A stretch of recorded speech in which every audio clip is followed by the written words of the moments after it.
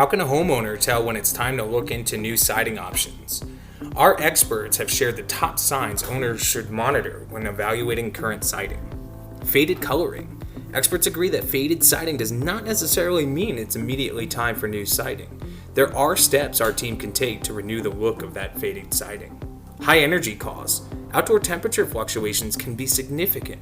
If siding is beginning to wear out, increases in heating and/or cooling costs may be a direct effect. Loose siding.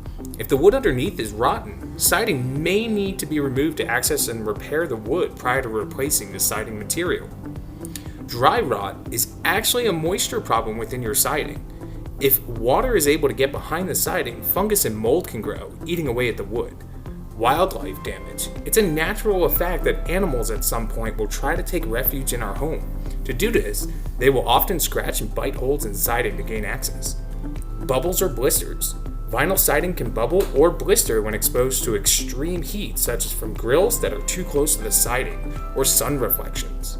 Give us a call if any of this sounds familiar.